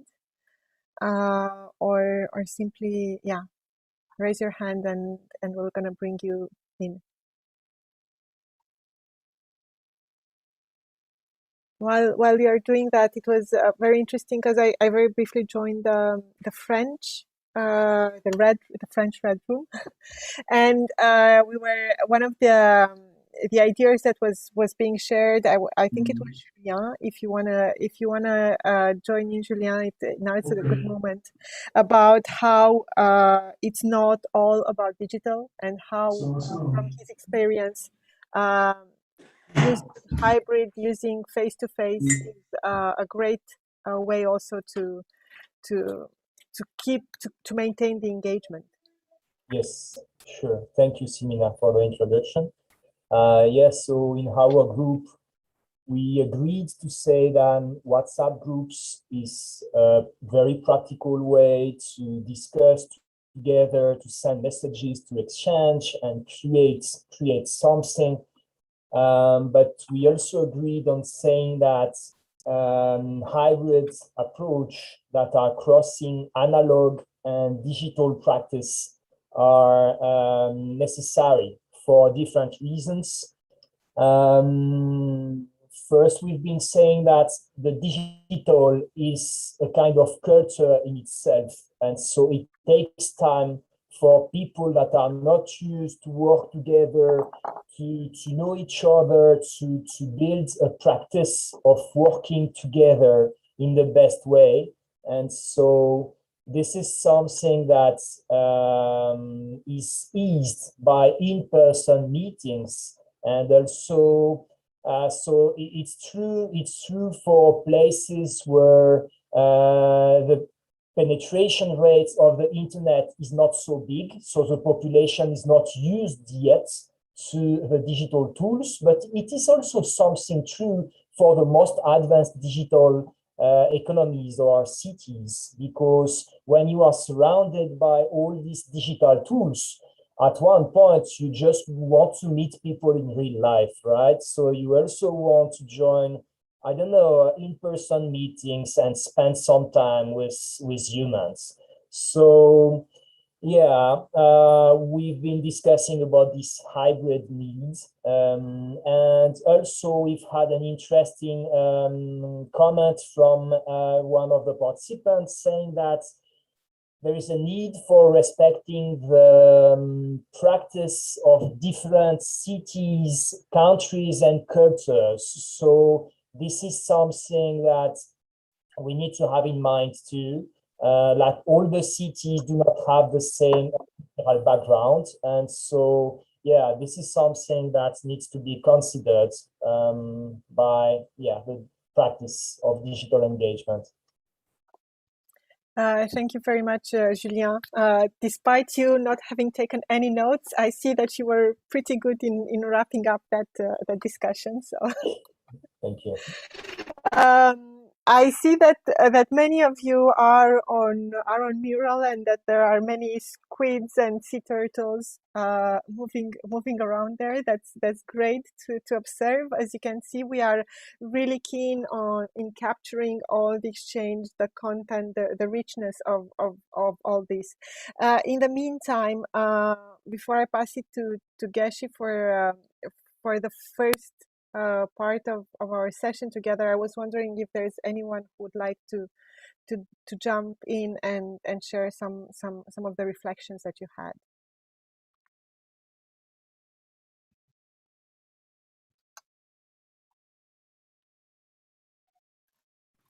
I'm happy to share very quickly some of the conversation within our group.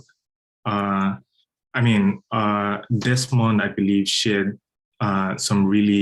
a really interesting example, which I think is interesting for sort of the peri-urban, but just an example of a broader trend, which is this SMS-based barter platform for agri-produce that he experienced somewhere in Zambia. Basically, how it works is farmers, and these are smallholder farmers, get SMS prices in real time. They sell their produce, but get paid with mobile credit. So everything is literally like SMS based. They get SMS alerts of what the prices should be. They sell them and then get paid in mobile credit. I think this also sort of typifies the mobile money trend that we're seeing across the continent as well. And George also made an interesting note about the smartphone penetration that would increase to 65% across the continent by 2025.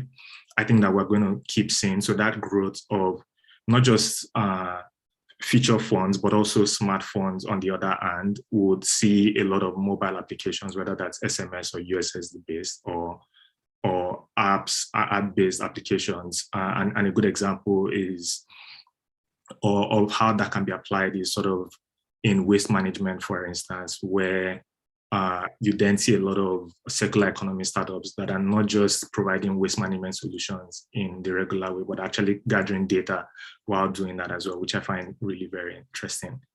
On point number 2, in terms of what lessons or ideas, I really like George's point about innovators thinking about the ideas, tailoring the ideas basically to respond to challenges within the cities, but also building coalitions. And I find that really very interesting. One interesting example, I'm actually part of the team that's pushing for a Startup Act in Nigeria, for instance. And I find that this sort of ecosystem-led push for legislation, but not just legislation, but working together to say, hey, what needs to happen, I think is a really interesting point to note as well. Great, thanks so much, Manuel. It's always good to have that kind of feedback, because unfortunately we cannot be in 6 rooms at the same time, unless there is someone who feels a burning need to jump in and share your reflections. Geshe, I think this is a good moment, and time-wise not too bad to segue into the very last part of our discussion today. Thanks, Semina. And for those of you who haven't been able to voice in, I hope you are actively participating and getting at least your words in via the mural. I did manage to pop into one group, and I know that there are quite a lot of examples and cases that people were mentioning. I heard a few in Kenya and elsewhere. Please do put those onto the mural. And maybe let me also reassure you, although we're using the word harvesting, the term harvesting, we're not harvesting for the purpose of taking from you to go and do something with it ourselves. I think the purpose is for us to have, as this collective, our ideas together so that we can each take them away and look up those examples and see how we can use these ideas that people are sharing. So please, this is not an extraction, this is a collection as a collective. I'll ask those of you who are on the mural to zoom down to area 3, which is the enablers, because the big question we want to end with here, as sort of in a way the big so what, is really the question of, okay, so who must do what? You know, we always have these conversations and we say this should happen and that should happen. And even for those post-its that are floating out there, I really want to encourage any of you to look at those post-its out there and say, what that might they be signaling for something that could be done somewhere, something where we could assign some accountability or some role. And this is the conversation we want to have now. It's not always easy to do this. And I'm not, you know, I think we are aware that, you know, not everything is just about doing. Some things are about thinking, but even if it's about thinking, let's try and say, well, who are the ones that need to be thinking? If it's everybody, then leave it out there. But if there are places where we can really begin to allocate some responsibility, some shift, which we think could make a difference in the ecosystem, I think that's what we are wanting to do here. And I'm excited to see some of you are already moving things around.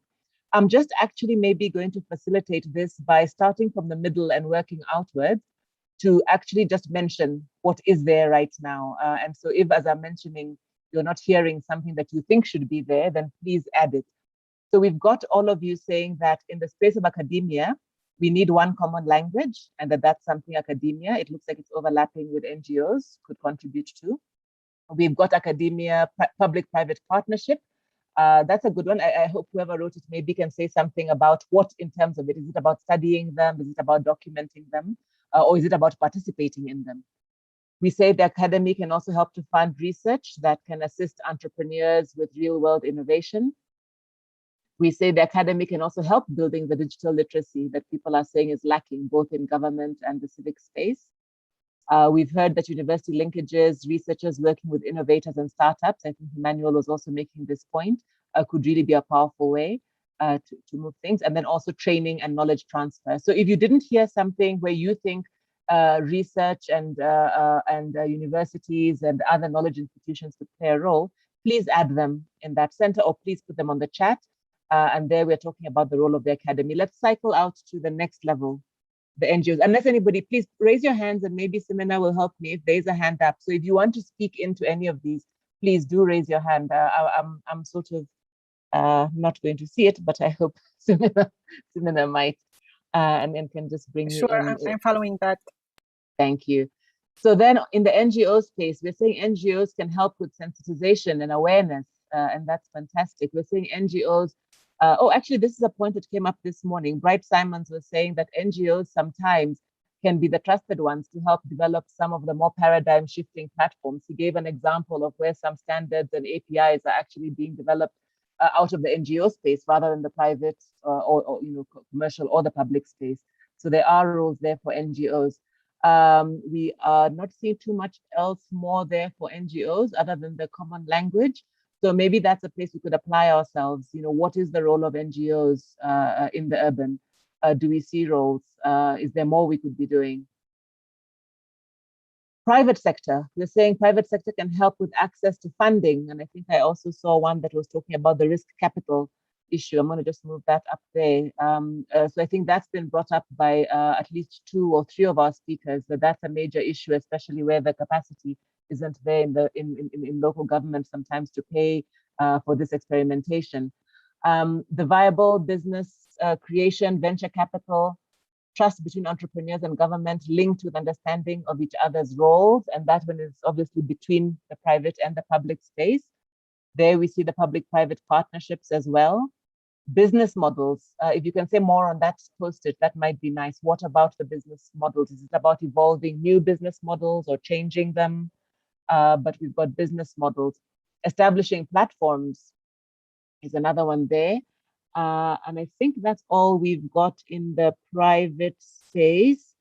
Yes, I think that's what we've got in the private space. I'd be curious there whether people also, particularly in urban places, whether people also think there's something between the larger, more established, you know, businesses and the startup space, because, you know, particularly in modes that aren't just exploitative, it might be interesting if anybody has any ideas on that. You know, is there a role that the larger end of the private sector, the more sophisticated end, can play in the startup space, in even the informal space where people are innovating more informally? Can we see any possibility there?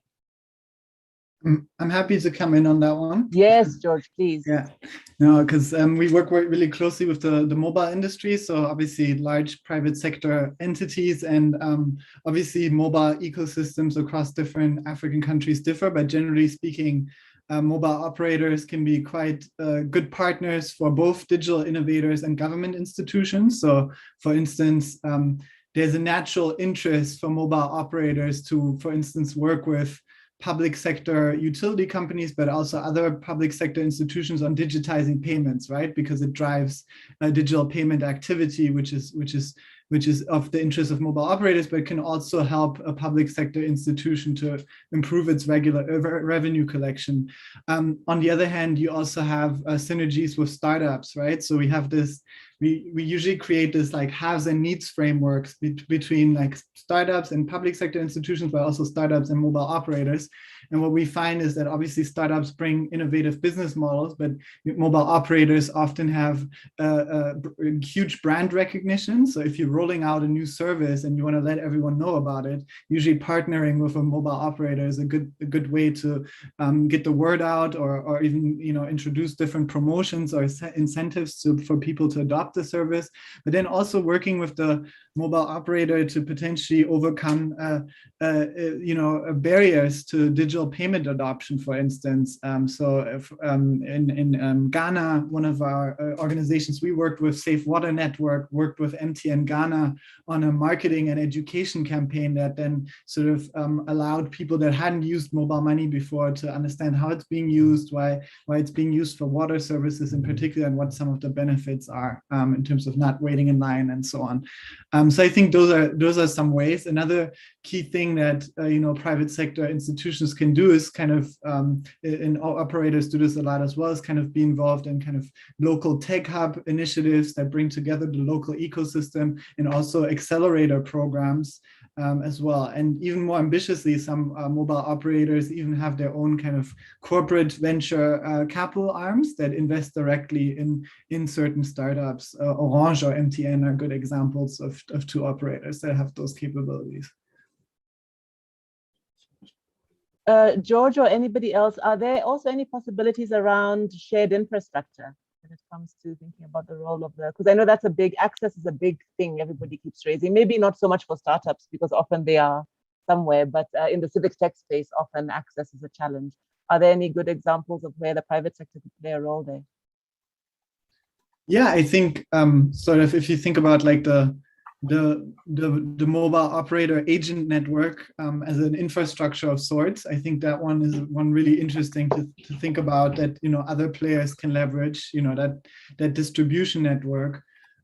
Beyond that, obviously, it's really operators obviously have been key partners in instances such as crisis response as well. So oftentimes certain emergency services might want to leverage free calls, right? During times of emergency. So in instances like that, infrastructure sharing also occurs. One thing that might not be as relevant in the South African context, but is relevant in maybe the Nigerian or Congolese context, for instance, is also like looking at the way telecom tower infrastructure is powered, and looking at whether there are synergies with the energy needs of the surrounding communities. So in some cases, like in Nigeria, but also in Congo, where the grid infrastructure is so weak, mini grids power mobile operator towers that then serve as anchor clients for the mini grid that also powers the surrounding community. So those are really interesting business models that in certain contexts can be quite impactful as well. Great, thank you so much, George. If there's nobody else coming in on private sector, I'm going to cycle out to local government. So local or city government. Gashi, yes. before you do that, we do have some very interesting comments in the chat from Ahawi Kijiji. I'm pronouncing your name right. And it's very interesting because it talks about how some roles are transitioning and are merging. On one hand, he's talking about the funding paradigm that makes NGOs not be as freely moving with respect to digital innovation, and on the other hand, how businesses should have their social responsibility strategies in place so that they also act on topics that were previously historically more kind of linked with NGOs. I don't know how, if you want to build on that before we move on to talking about government. Howie, are you here?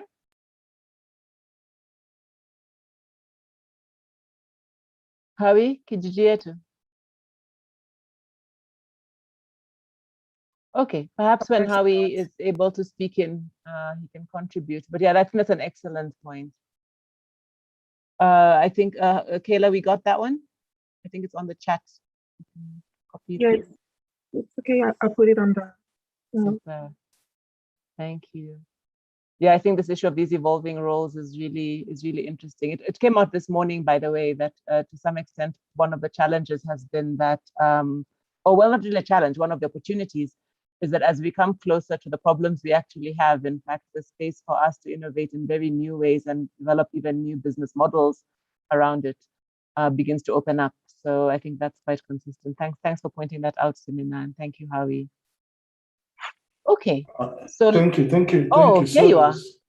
Thank you. Sorry, I was in a place where there's noise, so I came out just to say that in terms of funding, because we are trying to support different kind of processes. There are times you find that because you're short of funds, and the donors decided to shift from what you're supposed to be supported on, so it affects some of the SMEs that you're trying to put resources to. So it finds that it affects many young people. And then on the model, it's important to deal with the growing factor that even we've seen in South Africa and even in Nigeria, where young people have given up on education. They're moving into a culture of youth gangs and substance abuse. So in the model that you're talking about within the cities and the urban centers, can we think about a model that's able to tackle that kind of a problem, because it's something that we're going to see in the coming years? Thank you. Thank you so much for that. Okay, good. So I think perhaps we are just about to run out of time. I just want to quickly just look at the last two horizons, which are the government, local and national governments. And we have quite a lot of comments in there around the performance standards that I think George had spoken of, policy and infrastructure development. There are comments around legislation and removing barriers. There are ideas around the one-stop shop for entrepreneurs idea, government's primary role as being creating this environment. There is this idea of government as a platform, which I guess can be a digital concept, but it doesn't only have to be that. So is that a role governments can play?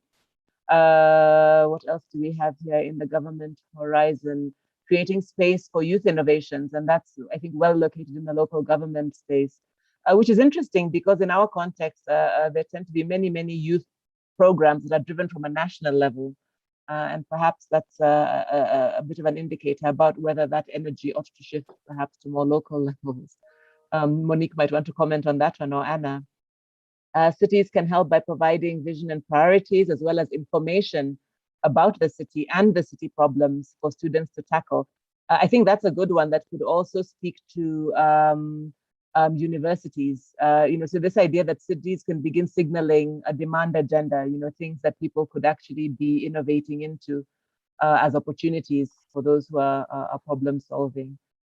Are there other thoughts people have that you're not seeing there? You can add post-its, you can speak up in our last minute here. If there are other thoughts people have about what national or local governments could be doing to enhance this space for civic tech actors to contribute to urban development. I think we have a rich lot. There are a few that are hanging out there. I think because they're more generic ones. There's something about understanding and addressing one question at a time, the opposite of what we're doing right now. But I think as a direction going forward, I think it's an important point that we do need some focused interventions, not only things that are doing everything. So where do we get that focus? Is it from sector departments? Is it from particular times and actors? So how do we do that? There's a comment also around the digital connectivity and literacy as cutting across, and I think that's very correct. I think it cuts across all these other horizons. Is there anything else hanging out there? No. I have one more point if I can. Yes, please come in. Yeah, no, just because I'm often thinking about this topic and struggling with the question quite a bit sometimes. But I think, you know, when one thinks about digital innovation, there's often this like discourse about leapfrogging and so on and so forth. But I think from a public sector perspective, it's also really important to understand, you know, like there's certain infrastructures like water infrastructure, sanitation infrastructure, they can't be leapfrogged. Like those things need to be built, and they need to be built in an inclusive fashion. So kind of thinking about, you know, what role does digital innovation play in actually, you know, accelerating this process of actually, you know, bringing about the physical infrastructure, rather than just sort of thinking about it as, oh, we don't need this infrastructure at all. I think so. I think that's a key point as well, because otherwise, you know, there are all these fairy tales about how we'll leapfrog, you know, any infrastructure development. You know, George, thank you so much for making that comment. I live in a country also where sometimes, in fact, tech in general, but I think digitalization in particular, and the fourth industrial revolution, and these concepts are almost used to sound like they are a new agenda and that they somehow move beyond the problems we have. And so I think you're reminding us that actually the technologies may be an opportunity for us to leverage, but in a way to address the problems we have, and we still have the same problems. And so when we talk about digital divides, in a way, it's obvious we're going to continue to expand those divides if we're not using the technologies to address those divides. So thank you so much. I think that's such an important point. Let's not pretend here that we are running away from the basic problems that we continue to have. Colleagues, I think Simina here, do I hand back to you, I think, to just take us towards closure. Colleagues, please feel free in the next few minutes to continue. If you had examples and you can put websites, you can put references. I saw some great, and I did see some really great chats. Thank you, Stephanie Chetty, for saying you feel you're covered. I see comments from Eme and Toko, and I hope we can capture these. The team is going to be helping to do that. Alani, I see you've put in something. We will capture as much as we can onto this canvas, and it is one of the things you're going to get back from us out of this session. And who knows, if there's demand, maybe Kayla can make it a living thing that she works on forever and ever. But what we certainly want to confirm that we will do is to make sure that whatever you contribute today, we get captured here and we share back to you as at least maybe not a starting point, because many of you are already working in this space, but perhaps as a step forward. Perhaps there's some ideas here that allow us to move a step beyond where we are in terms of really trying to talk practically about how the digital, the civic, and the urban can combine beneficially. So Simina, I think you have a few things to say. Just wrapping up, thank you so much, Geshi.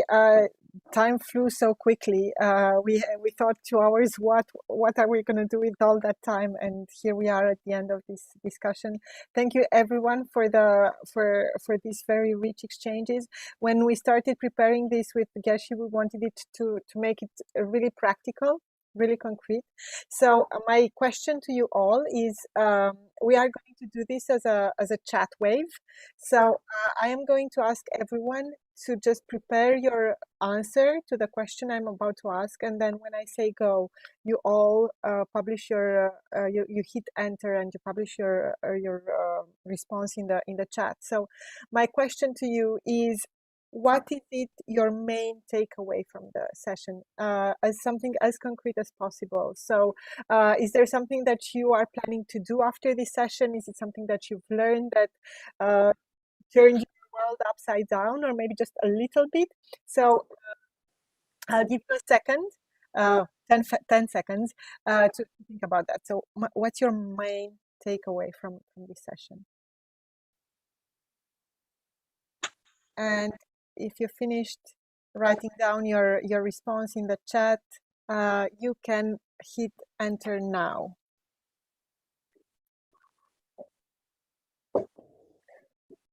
I love this first answer that's coming from Desmond, who's saying African innovation is like a secret society. We need to communicate. Yes, we need to keep these conversations flowing. Perhaps create a reference group. Well, my feeling is that CTIN is a community of practice of this sort. So we're taking it internationally. Judy saying that she will incorporate some of the learnings into her training programs. That's great, Judy. It's so good to hear. Alan is talking about youth empowerment and education. The idea shared by Emmanuel of the one-stop shop is for sure one of the key takeaways for Andra as well. Thank you all for joining in. We are 1 minute late, so please keep hitting enter if you haven't done it yet. And just to wrap up, of course, we'll follow up with the recording of the session. It will take us a little bit more time, but we'll put together the wider video on with all the learnings and also some of the other interviews that we did for this work. Well, of course, we'll share the mural link once it's tidied up, because this is for everybody's use. Again, thank you very much, everyone, for joining. And I think Geshe, you are going to tell us what's the next session of the forum. Yes, I think so. So thank you, panelists, and thank you to our wonderful partners, Aston. You guys have been amazing.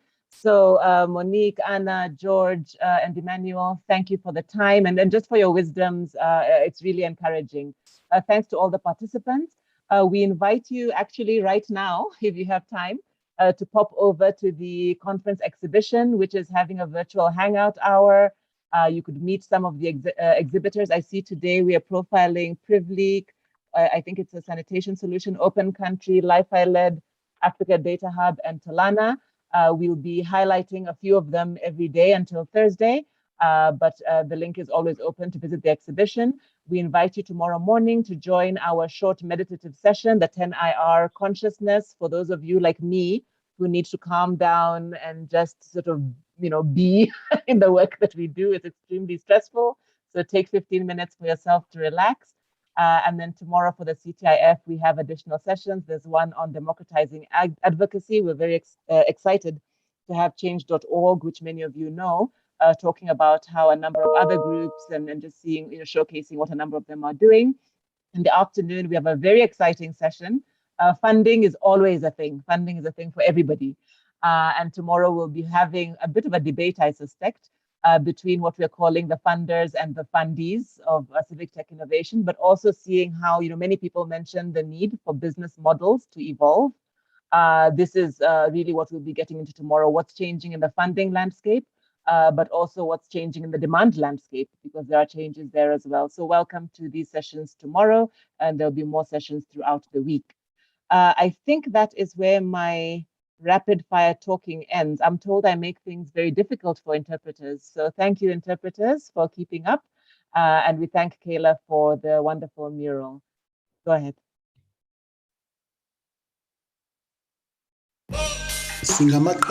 Sisi wenyewe ni mashujaa. Nous sommes nos propres héros. We are our own heroes. Power to the innovators, the DIYers across the continent. Power to you who push the doors wide open. Power to you who've planted good seed on fertile African ground. We celebrate you. Thank you for joining us. Visit our websites and social media platforms to continue the conversation.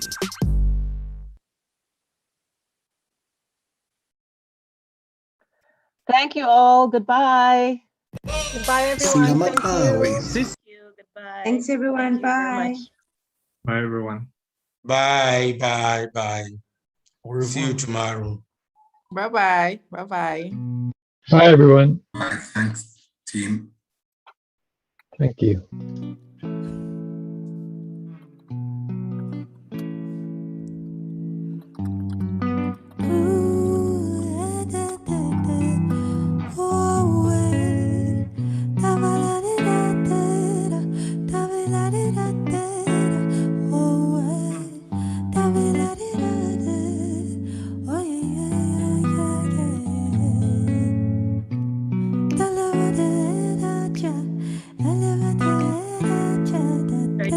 Do we all leave, or do we need to stay behind? Or Monique, you may leave. Thank you so much. Thank Let's you. catch up later. Thank you for being here.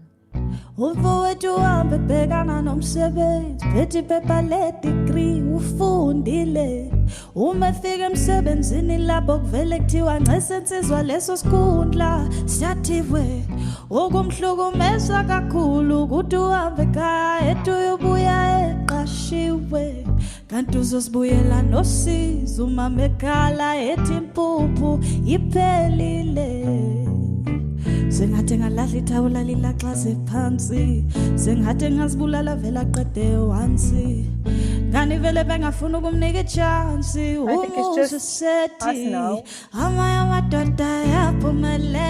Yes. Yes, it is. Why are there people in the waiting room? I've put them there because they didn't want to leave. Oh, they were not leaving.